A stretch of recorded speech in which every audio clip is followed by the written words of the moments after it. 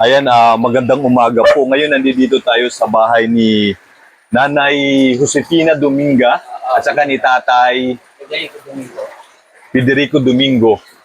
So ngayon si Nanay daw po ay wala sa ngayon dito dahil sinama ni sa 13. Anong gagawin nila doon, Tay? Yung kumari niya kasi may pinupuntahan doon, nanghihingi ng tulong. Oo. Sinama si Nanay. So, matanda rin mo kasi yun. Oo. Kailangan nila alaga. Oo, sana kahit pa paano makakuha naman sila. Mangingi din sila ng tulong doon sa 13. Sa, kumari yung sa kumari. Sa kumari ho niya. So ayan, kahit umuulan po ngayong bumabagyo, so nandito pa rin ho tayo sa bahay nila Nanay Dominga para ihatid yung pinabibigay ho ni Sir Ruel Lipat na pambili nga ho ng pagkain dahil si Nanay Dominga ay umakyat nung nakaraang Friday kung pwede nga daw maka-request ng pambili ho nila ng pagkain kasi nga medyo kinukulang daw ho sila nung para sa pagkain po nila. So ito ngayon yung sitwasyon dito sa bahay nila Nanay Dominga at umuulan ho ngayon. So ayan, tulong ako. Nagsasahod do sila yung ulan, sinasahod nila sa container. So ayun ho talaga nagtutuluan at nakikita ninyo. Ayun ho talaga at yun dumadami. Medyo ano lang yung video natin kasi naanuhan ng araw, parang nagre-reflect kaya nagkakaroon ng ano yung video natin nakakasilaw. At yun, ito nga yung sitwasyon ngayon, nasaksihan natin na talagang tuluan talaga yung bahay nila dito sa may labas. At yun nga, Tay, yun nga kasi, sabi kasi ninyo nung last time, nung nakausap kayo, meron kayong makukuha ng kawayan para pamposte. Makakahingi ng ano. O kung ano Tay, nag-okay na naman si Sir Will doon, maghintay-hintay lang po pakisabi kay Nanay na regarding doon sa inaano nyo parang pambili ng yero, no? Nakalista na naman daw ho si Nanay Dominga para doon sa yero at saka yun nga kasi si Sir, ang dami ho niya kasing tinutulungan at saka meron ho kasi siyang priority ho ngayon na tulungan yung magpapa-MRI, may bukol na bata sa likod, sa ulo. So yung kasi yung isa na tinutulungan niya na kailangan talaga. Tapos yung isa pa na magpapa-opera naman sa kidney, so kidney transplant. So ngayon din kasi yung schedule para ma-operahan yung bata and then yung donor yung kanyang tatay. So tinutulungan din kasi ni Sir Ruel at malaki po talaga yung budget o yung kailangan para dun sa dalawang tinutulungan niya na may sakit. So yun, maliban pa nga sa kanila, may mga tinutulungan pa siya sa ibang lugar na kailangan ho talagang unahin pa kasi sila yung mga nauna. So yung request ni Nanay para sa bubong, hantay-antay daw lang po kayo doon sa ano. Sa ngayon, dahil nga sabi ni Nanay, medyo kulang kayo sa pagkain at yung unang naibigay nakaraan, naibili niyo yung pagkain. Ano mga naibili niyo nun, Neng? Andiyan yung rice cooker saka yung... Rice cooker, bumili kayo. Kasi umaaw pagka ang hirap Oo. Rice cooker ba binili niyo? Hindi yung, magkano yung rice cooker? Hindi, meron, saka yung yung cooker pa lang. Buti bumili kayo. Sige nga, patingin nga. Ano ko kagawa naman at yun yung binili ninyo. So yun si Nanay, nagpuntang 13 para mangingi din ng tulong, din natin alam. Kanino pupunta yun doon si Nanay? Sa may ampunan po. Sa ampunan? Bakit? Minsan po kasi nagbibigay po sila ng mga yung Milo po na malalaki, gatas. Oo, nagbibigay sila. Mabuti naman kahit pa paano eh. So pumunta doon si Nanay, sinama siya para makapanghingi doon sa dito nakakangala yung ating So yun, at ito nga yung sitwasyon nila dito sa talagang, ayan, maputik, nagbabaha. Medyo talaga. Doon po kasi nanggagaling yung mga tubo. Ano yan dyan sa lugar na yan dyan? Bakante po. Bakante. Pero itong lugar na to, itong bahay na sa inyo talaga to? Mabuti. So ayan yung lugar nila. So yan, ito yung nabili ni Nanay. Rice cooker. Ayun, kabili si Nanay ng rice cooker para kahit papaano hindi na ho sila naggatong. Kasi pagkatag-ulan nga talaga, mahirap din. Nag-iinit po ng tubig. Lalo tumutulo din. So tumutulo din ho yung lugar. Namimili sila ng mga bote, ng Oo, mga yung kasi plastic. pag inano sila, bibigyan din sila ng pahiram sila ng puhunan. Hmm. Ngayon, pag nakapamili na sila, iawas doon sa napamili nila. Yung sosobra doon sa nakuha nilang pera, yun ang kalit. Ganun ba? Dinabalik din yung nila Oo. yung puhunan. Mm. So, tapos kung may mapupulot din na ba pakinabangan, no? Pagka may Pwede rin. silang mapapakinabangan, yun, nakakaano yun sila. Mm. So yun, yun ho yung ano natin, ay hatid na ho natin si Roel kay Nanay Josefina Dominga, tsaka kay Lolo Federico Domingo, yung pinabibigay ho ninyong pambili nila ng pagkain. So ngayon, so yun, nakakatuwa si Roel kasi doon sa binigay ho ninyong nakaraan, nakabili ho sila nung, ayun nga, inulit ko, rice cooker at saka super kalan na yun nga rin yung isa sa mga talagang gustong-gusto ni nanay dahil talagang nahirapan na rin ho silang magsaing dito sa di kahoy na kalan ho nila, lalo ho ngayon talagang tag-ulan ho ngayon dito sa Pilipinas, bagyuhan ho talaga. So yun isa sa problema nila. So yung ngayon, yung ito nga, yung pinakabubong nila dito sa ano, tsaka yung halos talaga yung buong bahay na ho, kung tutusin. Yung talagang kailangan medyo lagyan na ng ano, katulad nga ho nito. Yung nakaraan nung pumunta ho tayo dito, itong poste, dali lang tayo. Itong poste na to, nakatayo pa ho, nakaangat pa ngayon, nahulog na. Ayan, bumagsak na dito sa ano, nawala na. Ayan. Parang anytime, parang talagang mabubuwal itong bahay na to siguro. Nakaka-support din pala ito, tumutukod. Oho. Tumutukod po ito doon sa kabilang pader. Ayan ho dito. Para hindi tuluyan mahulog itong bahay papunta dito. Kasi kung wala ho ito, tukod na to, parang ito na.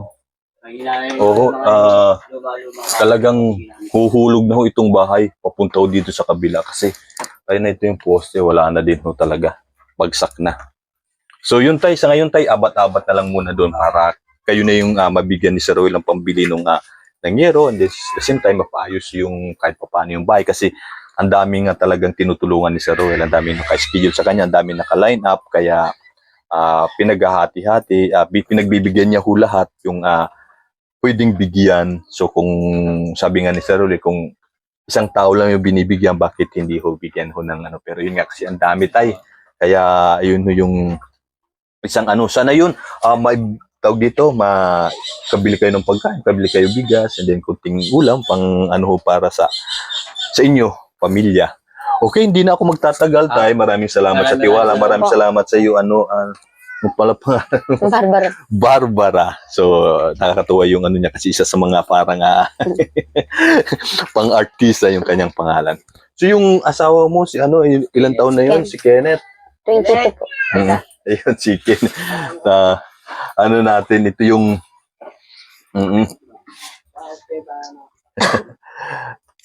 ayan.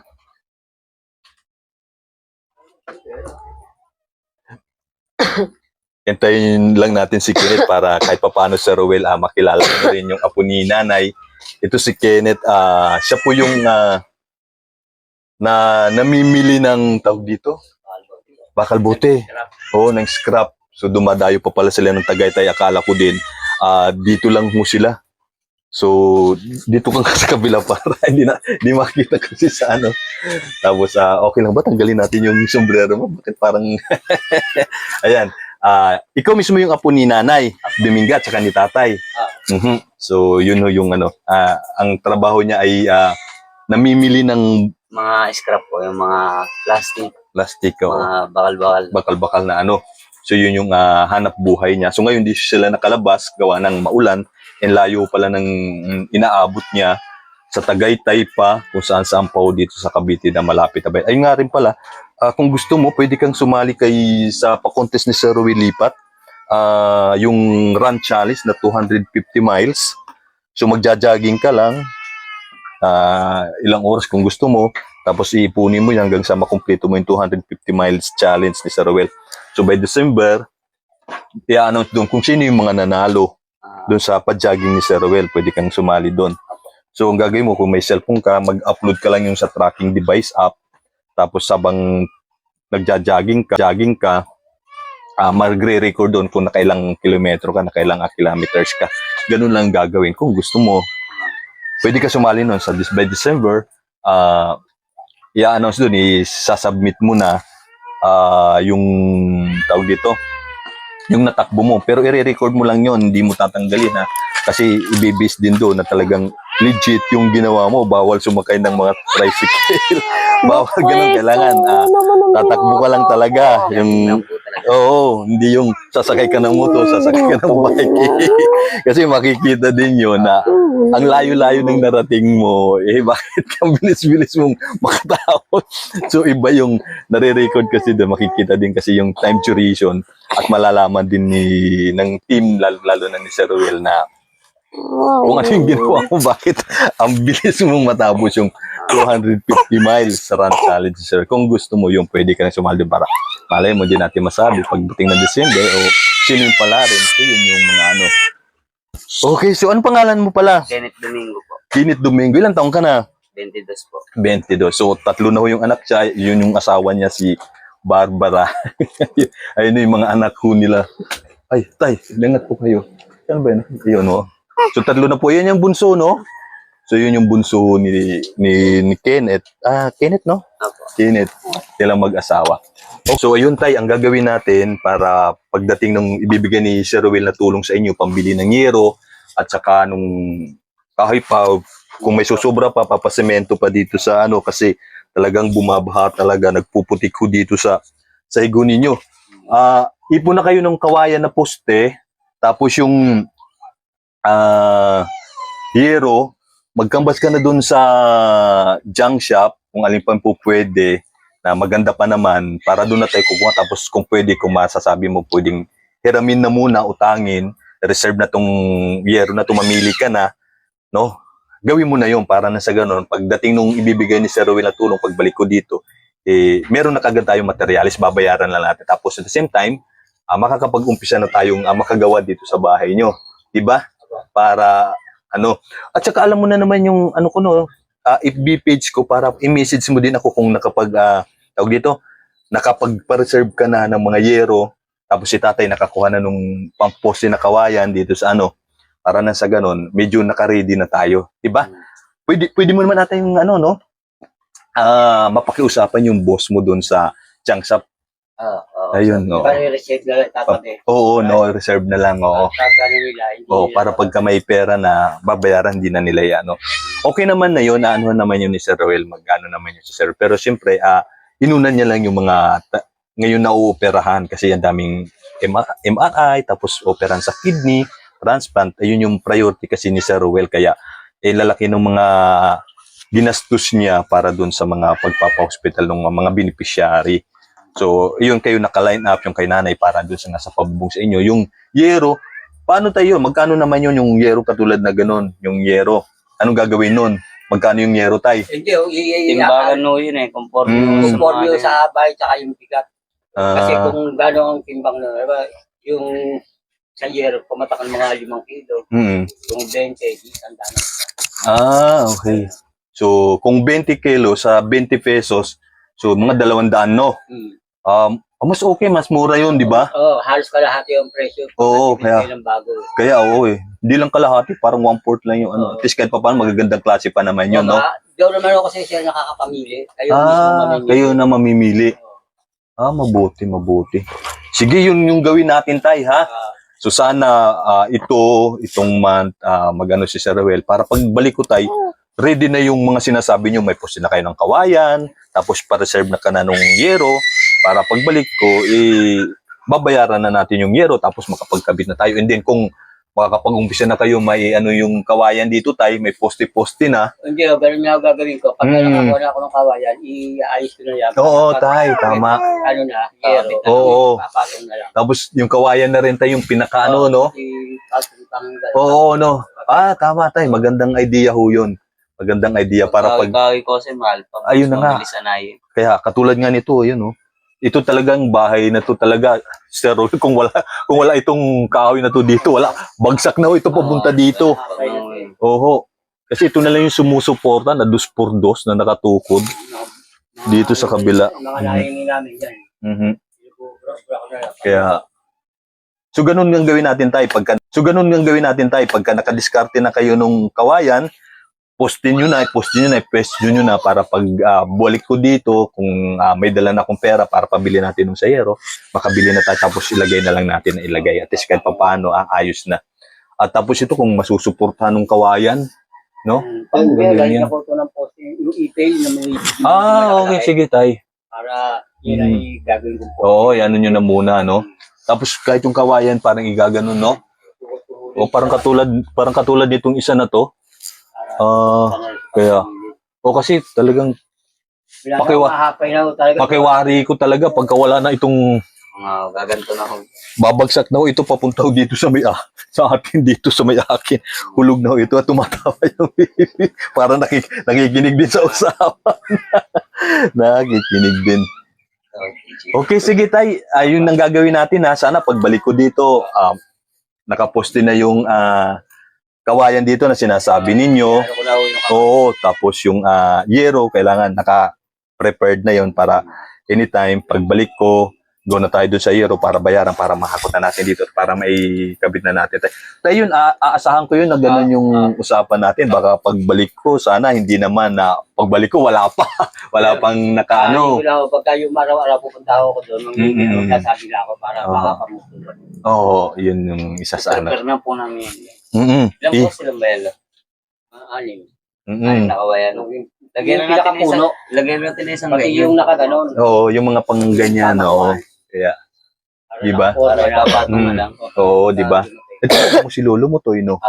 Kenneth, para pag maayos na, para pagbalik, go na tayo, ma-smooth na siya kaagad. So, yun yung gawin natin tayo, plano natin. So, sana itong pagpasok ng month, pagbalik ko dito, naka-prepare na yun. Kasi baka mamaya, pagbalik ko tayo, wala, madismaya. Kenneth, asahan ko yun, ha? Na ganun yung gagawin natin, usapan natin. Baka, Araw lang bukas.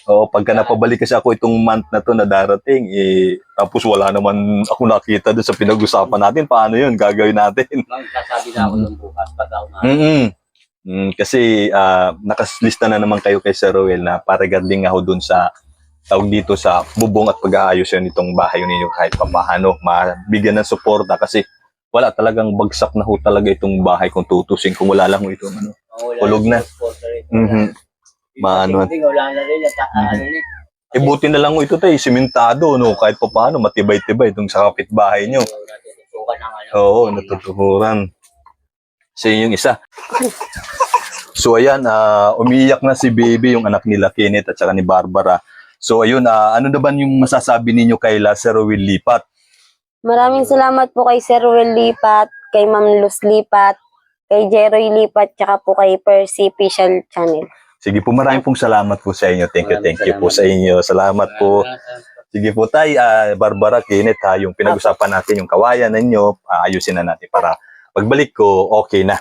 Okay, so yun, maraming pong salamat kay Sir Roel Lipat, kay Ma'am Luz Lipat, kay Sir Jeroy Lipat, kay Ma'am Percy Official Channel, at siyempre sa buong team, maraming pong salamat sa inyo sa walang sawang pagtulong po ninyo sa mga kababayan ho natin na nangangailangan. Nakatulad doon nila Tatay Federico Domingo, yung asawa niya na si Nanay Opisina Dominga, siyempre ito sila yung apo at apo sa tuhod na pala ito, asawa ni si Barbara at si Kenneth, apo nila tatay. Ito po yung asawa ni Kenneth na si Barbara. So ito yung anak nila, tatlo. At mga baby pa ho talaga yung anak ko nila. So yun yung natin. So maraming pong salamat na nandiyan po kayo na ginawa ho kayong kinatawan ng may kapal para tumulong sa mga nangangailangan ho natin mga kababayan. Maraming salamat po sa inyong lahat. Okay, thank you.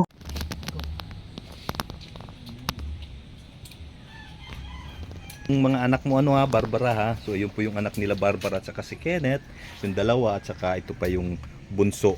So ito po yung sitwasyon talaga nung bahay ho nila. Talagang wala. Ito talaga yung bahay nito, yung poste na yan. Sir Roel, nang pumunta tayo nakaraan dito, medyo nakahanging pa siya. Ngayon bumagsak na ho siya. tuluyan na bumagsak, dumapa na dun sa lupa yung poste na maliit at anytime kung wala ito siguro, wala po itong yung tukod na to, yung 2x2 na yan, so hapay na itong bahay papunta ko dito, bagsak na po dahil bagyuhan ngayon dito, tag-ulan.